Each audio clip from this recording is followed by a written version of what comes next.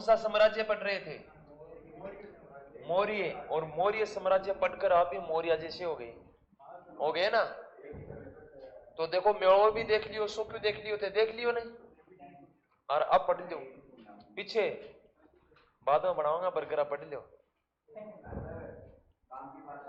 मुद्दा की जापल्ली कर लो जल्दी से। कोई स्पेशल हो है? ठीक है। तो देखिए मौर्य साम्राज्य, कौन सा साम्राज्य पढ़ रहे थे? मौर्य साम्राज्य में ने अपन लोगों ने चंद्रगुप्त मौर्य, बिंदुसार, अशोक के बारे में कुछ पढ़ा था। इनके शिलालेख अभिलेख के बारे में पढ़ा था। उनके राज्याभिषेक के बारे में पढ़ा था। कलिंग का महान युद्ध के बारे में पढ़ा था। मौर्य साम्राज्य में अपन लोग अशोक के बारे में पढ़ रहे थे। अशोक अपने राज्याभिषेक के 10वें वर्ष कहां पे गए थे? कहां तक लिखवा दिया था कल? लघु स्तंभलेख सारे लिखवा दिए थे क्या? निकाली सागर लिखवा दिया, गोवा लेख भी करवा दिए। देखिए अशोक, नैन्सी बीच में लिखना नहीं है, समझ लेना, ठीक है ना। अशोक अपने राज्य अभिषेक के 10वें वर्ष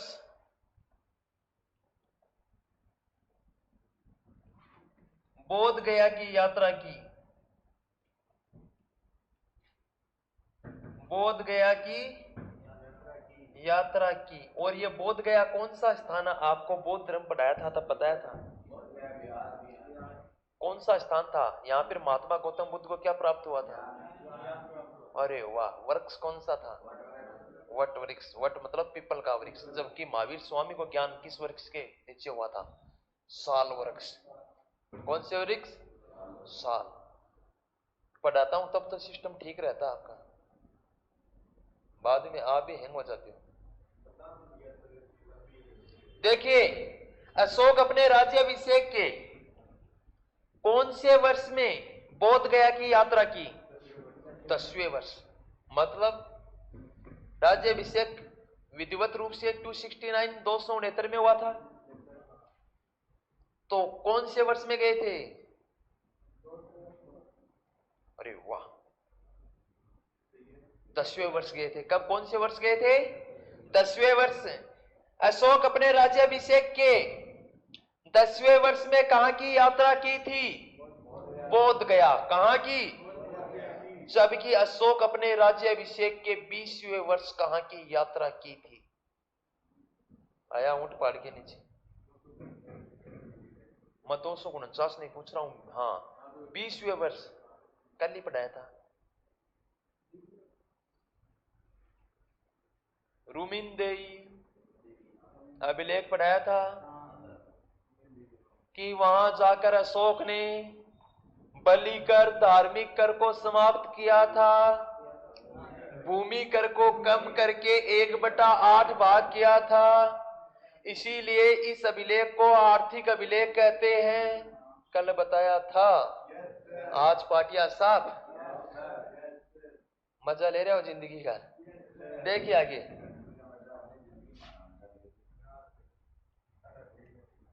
मौर्य काल के मौर्य वंश का अंतिम शासक बृहदत्त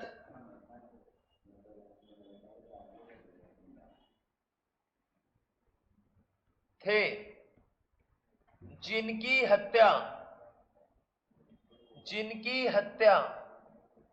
184 ईसा पूर्व पुष्यमित्र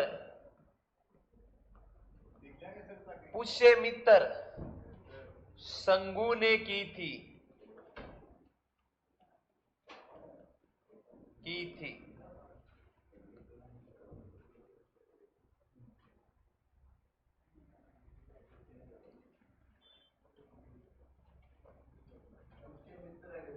हाँ, पुष्यमित्र। मौर्य काल की राजनीतिक स्थिति।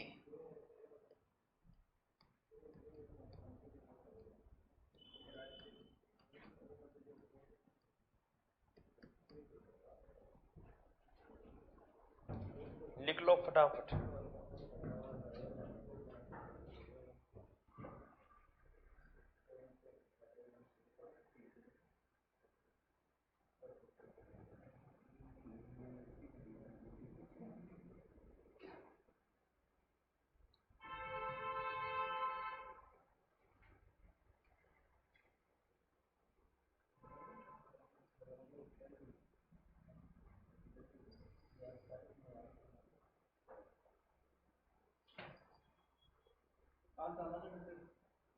मैडम, अशोक अपने राज्याभिषेक के 10वें वर्ष कहां की यात्रा की थी? बोध गया। कहां की थी? वेरी इंपॉर्टेंट, ये क्वेश्चन याद रखना है कि मौर्य वंश का अंतिम शासक कौन था? अशोक के बाद में उसके पुत्र, उसके बाद में उसका पुत्र दशरथ है। बहुत सारे शासक बने, लेकिन कोई भी महान शासक नहीं था। तो इतिहास में उसका कोई वर्णन नहीं है, कहीं भी एग्जामों में नहीं आता है, ठीक है। लेकिन ये आपसे पूछ सकते कि अंतिम शासक कौन था? बृहदत्त। बृहदत्त। मौर्य वंश का अंतिम शासक कौन था? बृहदत्त, जिनकी हत्या 184 ईसा पूर्व में, हत्या मतलब उसकी मृत्यु वैसे नहीं हुई थी, उसकी हत्या की गई थी। उसकी हत्या की गई थी। कब की गई थी? 184, 184 ईसा पूर्व को। किसने की थी? पुष्यमित्र शंगु ने। किसने की थी? और इसी के साथ भारतीय इतिहास में शंगु वंश की स्थापना हो जाती है। देख भाई, कुछ तो उसको सुंगु लिख देते हैं और कुछ संगु लिख देते हैं, एक ही चीज है, समझ गए ना? संगु और सुंगु। तो इसी लाइन में आपके दो क्वेश्चन आ गए। एक तो ये आ गया कि मौर्य वंश का अंतिम शासक कौन था? बृहदत्त। मौर्य वंश के अंतिम शासक की हत्या कब हुई थी? 184 ईसा पूर्व। किसने की थी? पुष्यमित्र शंगु ने। पुष्यमित्र का संबंध किस वंश से है? शुंगु वंश से। शुंगु वंश की स्थापना किसने की थी? कई क्वेश्चन हो गए ना एक ही लाइन में, समझने का फर्क है। मौर्य काल की राजनीतिक स्थिति आपको पता ही है कि लोकतंत्र था या राजाशाही शासन था? कौन सा था? पढ़ रहा तो थोड़ा थोड़ा, 100 ग्राम पढ़ो, ज्यादा तो कौन पढ़ो। 250 ग्राम। देखिए, लोकतंत्र था या राजतंत्र है? राजतंत्र है। देखिए, साथ साथ लिखिए, मौर्य काल में राजतंत्र था। शासन की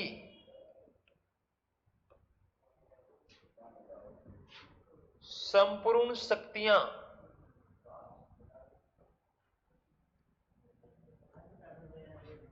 राजा में निहित थी। राजा शासन का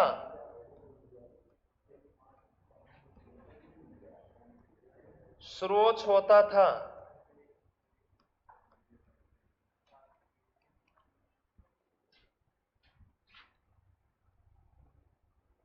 केंद्रीकृत शासन व्यवस्था।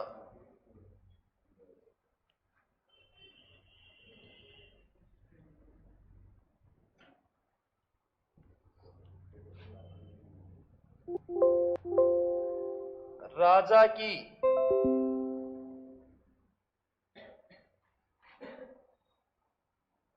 सहायता एवं सलाह के लिए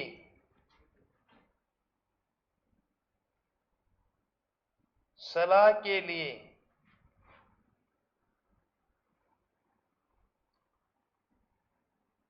18 अधिकारी होते थे।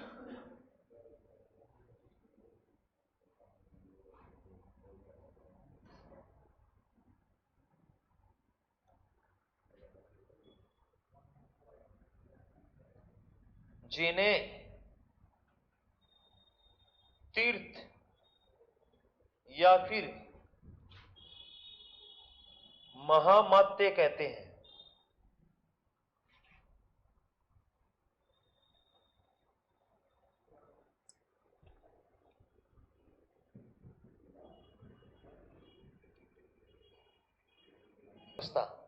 और जो जहां पर राजतंत्र होता है वहां पर शासन के स्रोत कौन होता है?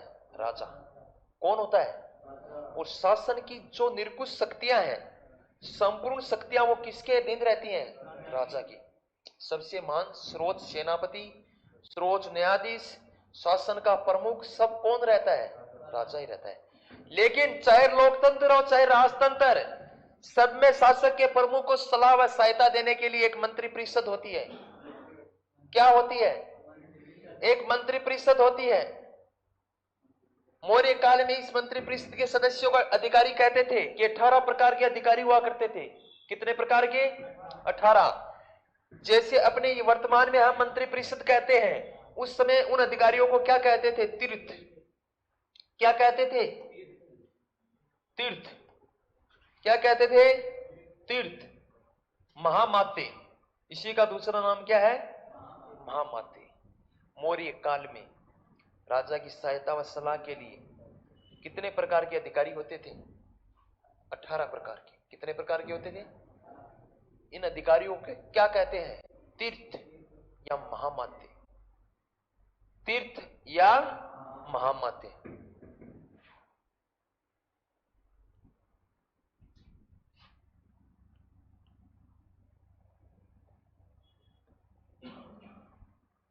कोटिले के अर्थशास्त्र में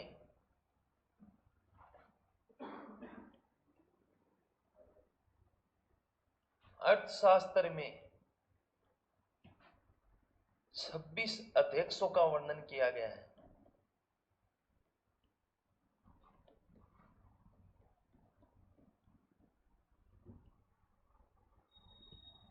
वर्णन किया गया है।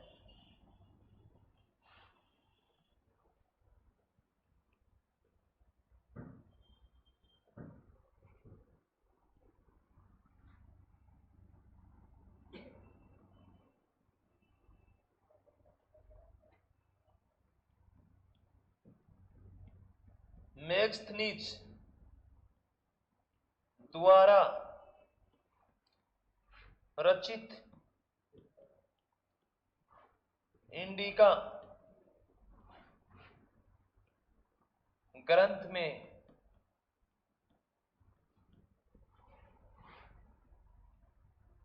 मौर्य काल की प्रशासनिक जानकारी मिलती है।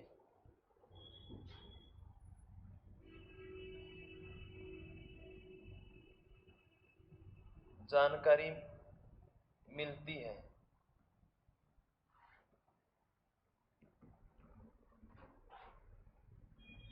इंडिका की मूल प्रीति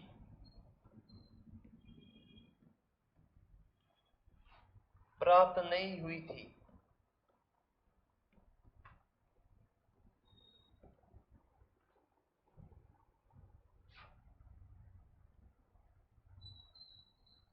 उसका जर्मन में अनुवाद, जर्मनी में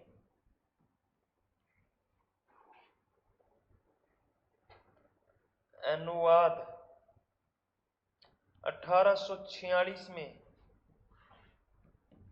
स्वान वेक ने किया था।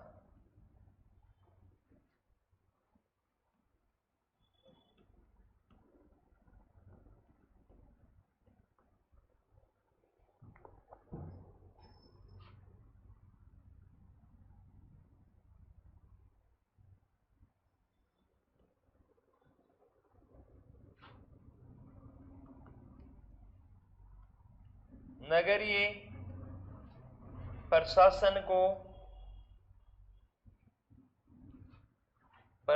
को चलाने के लिए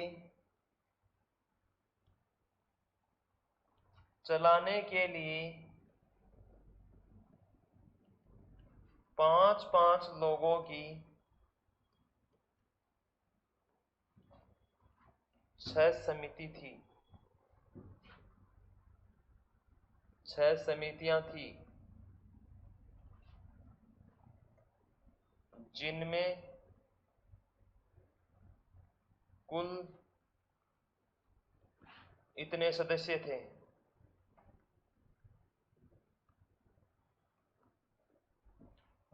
नंबर 1 कर, नंबर 2 उद्योग, नंबर 3 व्यापार,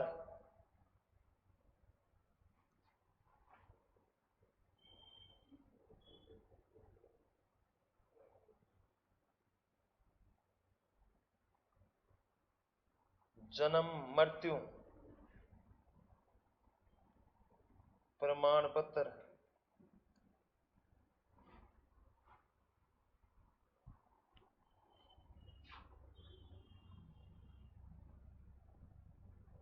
शिल्प,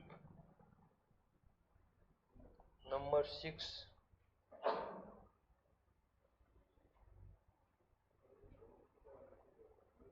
विदेश से संबंधित।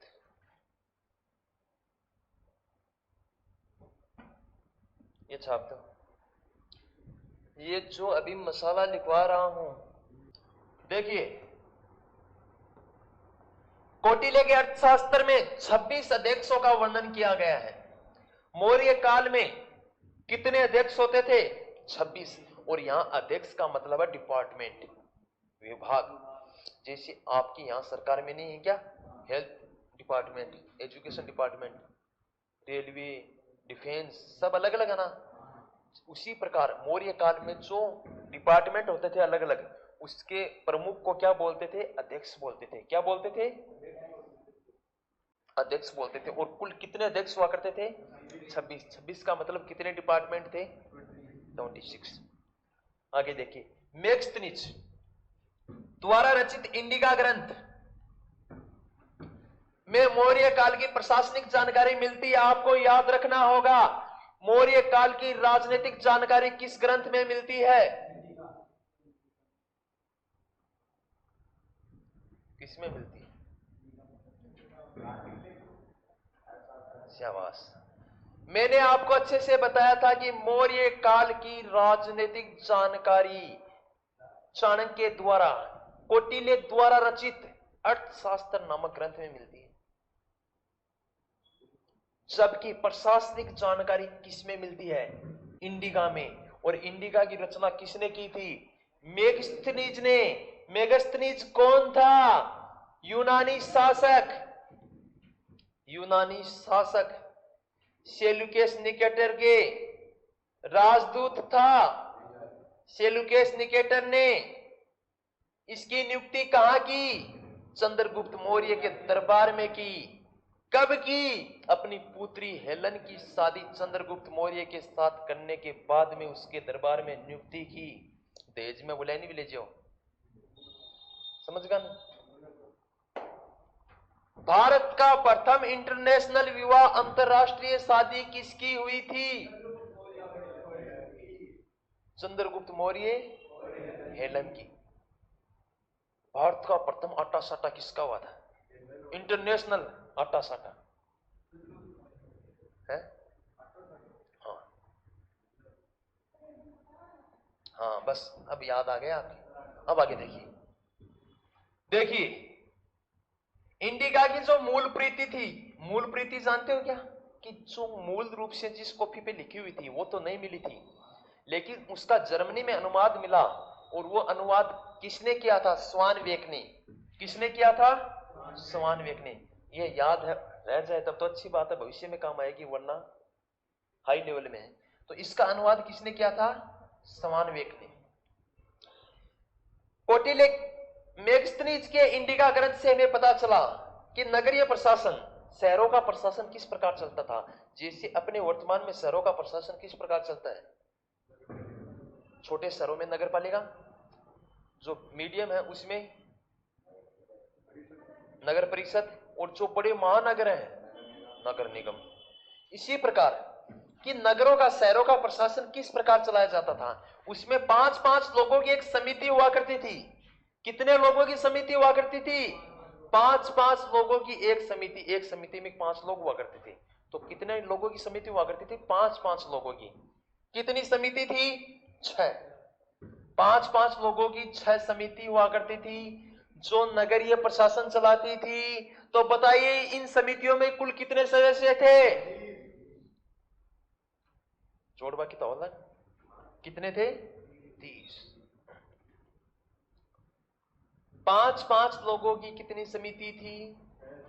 आपको याद रखना है मौर्य काल के नगरीय प्रशासन को चलाने के लिए कुल कितनी समिति थी? 6। एक समिति में कितने लोग हुआ करते थे? 5। तो 6 समिति में कुल कितने सदस्य हो गए? 30। कोई दिक्कत? आगे बढ़े। और वो 6 समिति कौन कौन सी थी इनको याद करना होगा। कर, उद्योग, व्यापार, जन्म मृत्यु प्रमाण पत्र जारी करना, शुल्क, विदेश से संबंधित। कर, कर क्या होता है? टैक्स। और सरकार के पास टैक्स आता है, आपको पता है? वरना सरकार के पास खजाने में पैसे कहां से आएंगे? टैक्स ही आएगा। वस्तुओं पर कर है, सीमा शुल्क है, ये सब क्या है? हर चीज पर टैक्स लगता है। 1 रुपए की टॉफी लोगे ना, उसके ऊपर भी देखेगा ऑल टैक्स सहित 1 रुपया। हर चीज पे टैक्स है। समझ गए ना? आपको पता सर्वाधिक टैक्स किस पे है? अरे इसीलिए सरकार उसको बंद नहीं करती, क्योंकि सरकार के खजाने में सर्वाधिक इनकम किससे होती है? इसी से होती है। आगे देखिए, उद्योग, उद्योग धंधे हैं, व्यापार, एक जगह से दूसरी जगह से व्यापार करना।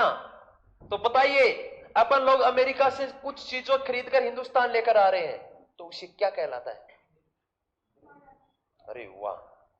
और भारत की चीज अफगानिस्तान भेज रहे हैं, निर्यात है। जो आया वो आयात, और जो इंडिया से निकल गया वो मतलब आयात नहीं, मतलब निर्यात। आगे देखिए, शिल्प, कलाकार। शिल्प मतलब कलाकार। जैसे आप लोगों में बहुत सारे कलाकार है या नहीं है? बताओ। आती है ना ड्राइंग बनानी आपको? किसी को कुछ करना आता है, किसी को डिजाइन बनानी आती है, किसी को नाचना आता है, किसी को गाना आता है, किसी को रंगोली बनानी आती है, किसी को मेहंदी लगानी आती है। तो वो कला ही है क्या? शिल्प, कलाकारी। विदेश से संबंधित, इंटरनेशनल रिलेशन, विदेशों से संबंधित समिति हुआ करती थी।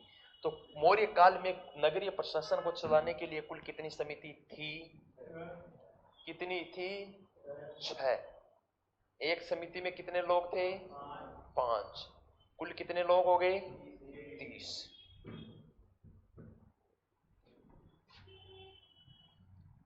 मौर्य काल में सर्वोच्च न्यायाधीश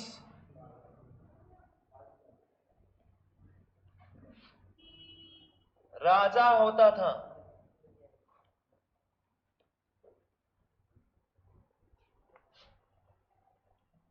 न्यायालय 2 प्रकार के थे। कितने प्रकार के थे? 2 प्रकार के थे।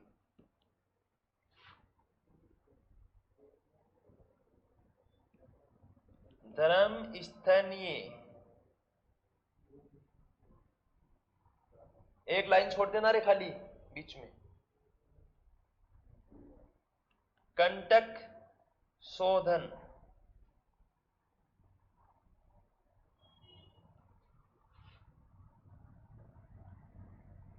दीवानी मामलों की सुनवाई। दीवानी मामलों की सुनवाई।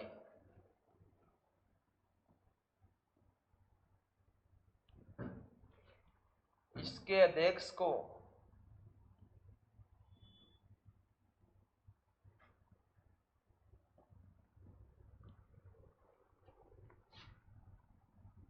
व्यवहारिक कहते हैं।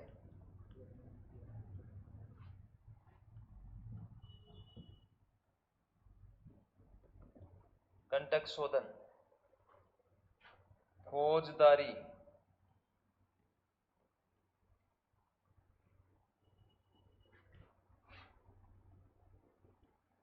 मामलों की सुनवाई,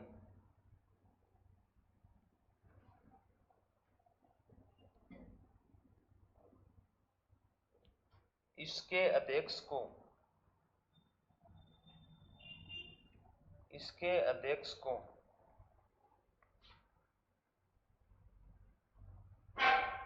प्रतिष्ठा कहते हैं।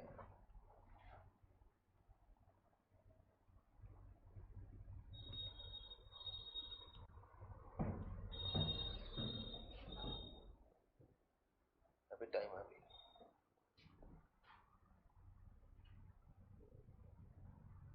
ये और लिख लो, फिर साथ ही टाइम बचा हुआ है।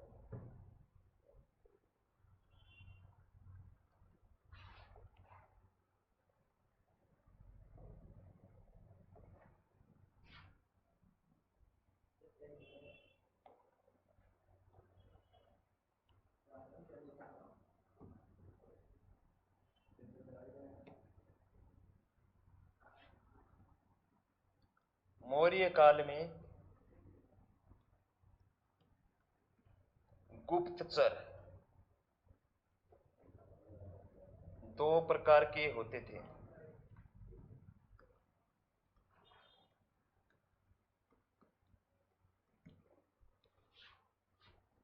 संस्था और नंबर 2 संचरा।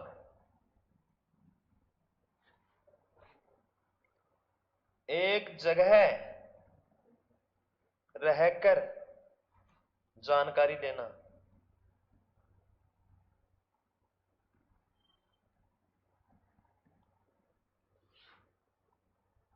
घूम घूम कर जानकारी लेना,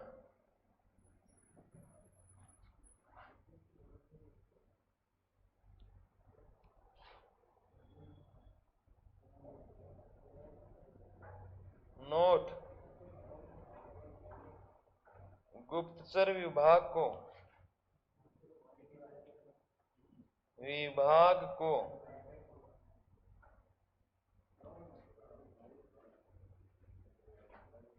महामाते सिर्फ कहते हैं।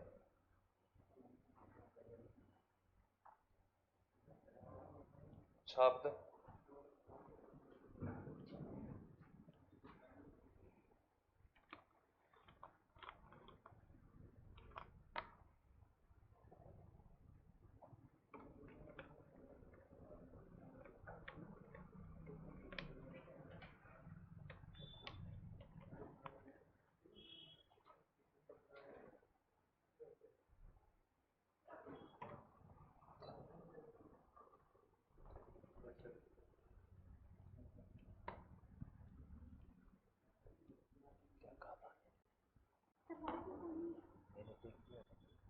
मैंने क्या कहा था तेरे को कि मेरी बात तो सुन ले। नहीं, विद्या की शौकन कौन खानी। मैंने ये कहा कोचिंग देने के बाद मैं बोल दूंगा, लेकिन थोड़ी देर पढ़ाई किया करो। पढ़ेगी ना कल से, चाहे 1 घंटे पढ़ो चाहे 2 घंटे, लेकिन उस समय आराम से, ठीक है ना। कहना मानेगी पक्का। देखता हूँ तो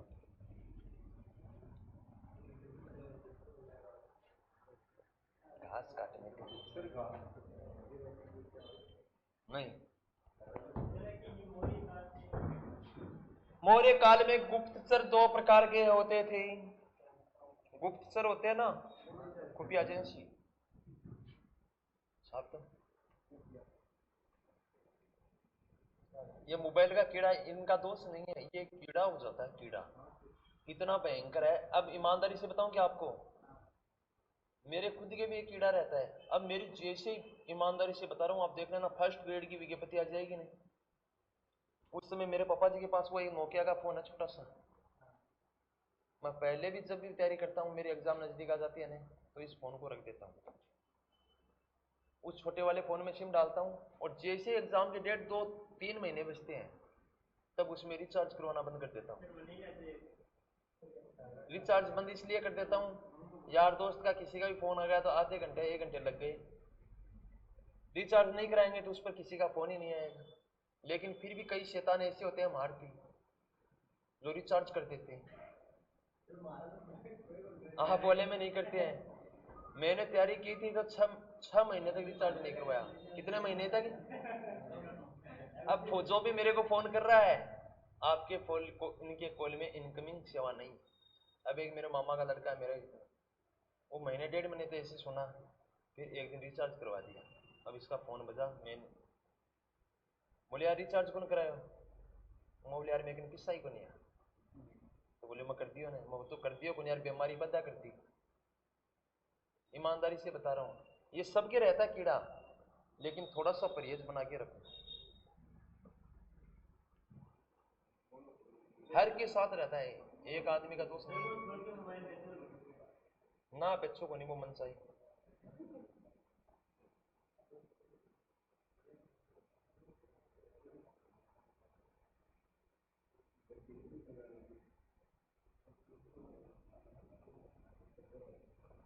एग्जाम नजदीक आ जाए ना, तब मोबाइल से दोस्ती बंद कर देना। सिर्फ आधे घंटे 20 मिनट दिन में देखना तो देख लेना।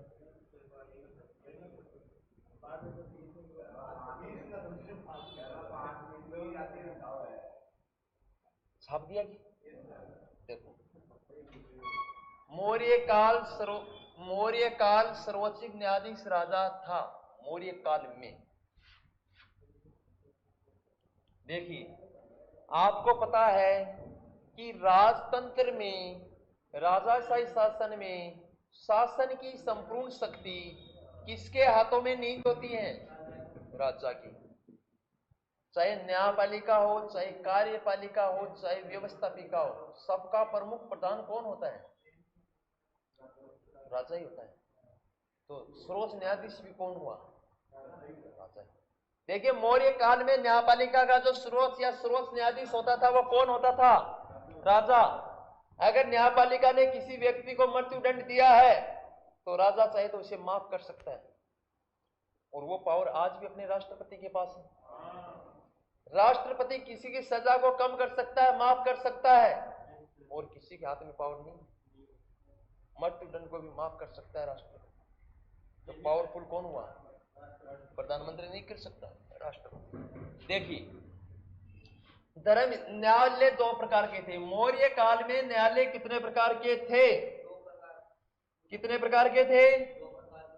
2 प्रकार के न्यायालय थे, ये याद रखना होगा आपको। मौर्य काल में न्यायालय कितने प्रकार के थे? कोर्ट 2 प्रकार के। और किस आधार पे कह सकते हो कि 2 प्रकार के थे? कौटिल्य के अर्थशास्त्र में हमारे को विस्तार से लिखा हुआ मिला है कि मौर्य काल में कितने प्रकार के न्यायालय थे? 2 प्रकार के। मतलब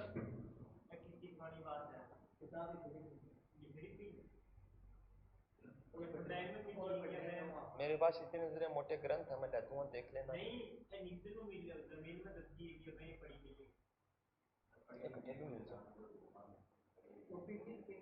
देखिए, मौर्य काल में जो न्यायालय होते थे न्यायपालिका के, वो कितने प्रकार के होते थे? 2 प्रकार के होते थे।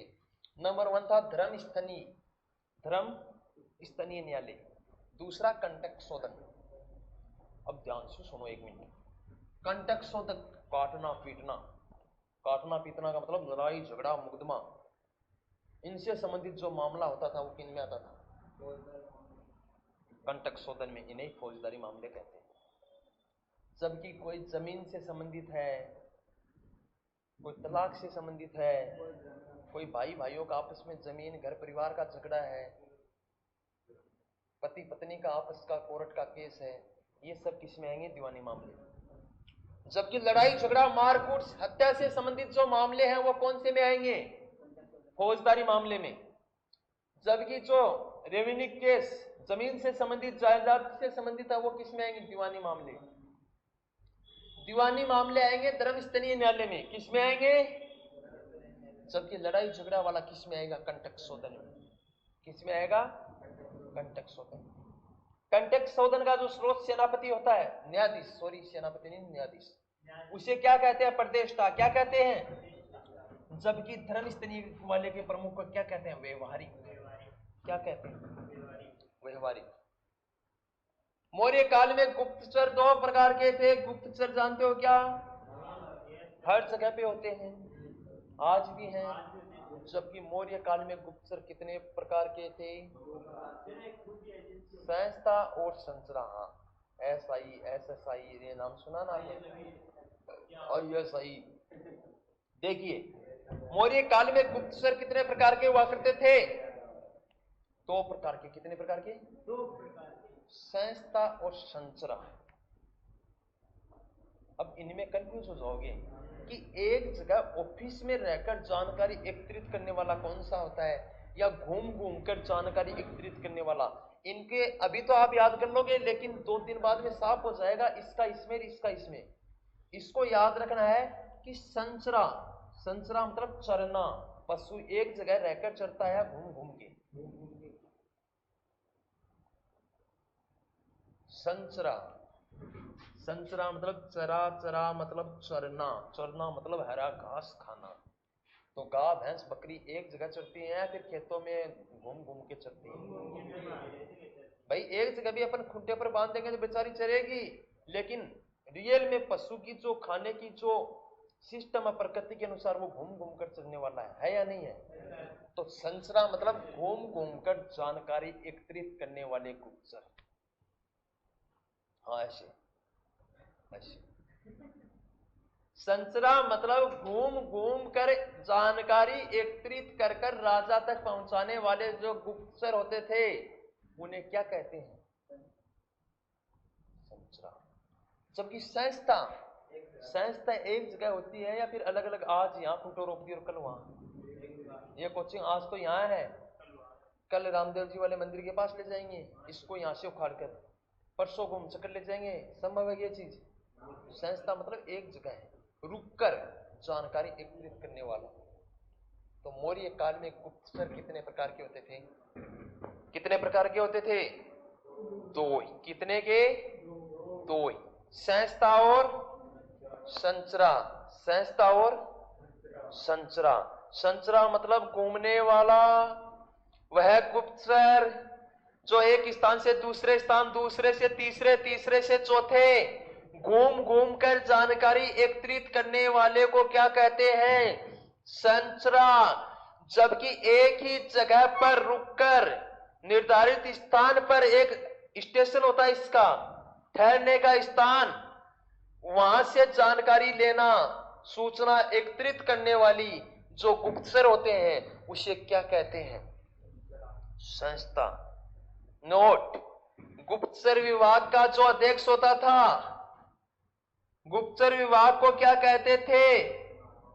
महामात्य श्रफ। महामात्य श्रफ क्या कहते हैं? महामात्य श्रफ। जबकि इसके अध्यक्ष को कहते थे कारशापन। मौर्य काल में भूमि का जो अध्यक्ष होता था उसे क्या कहते थे? शीताध्यक्ष। क्या कहते थे? जबकि जमीन को कहते थे सीता। जबकि अपन लोगों ने सुना है कि सीता भगवान राम की पत्नी का नाम था या नहीं था? राजा जनक की पुत्री का नाम था जगत जननी मां सीता। सुना है ना? पक्का? रामायण देखी थी? क्या देखा?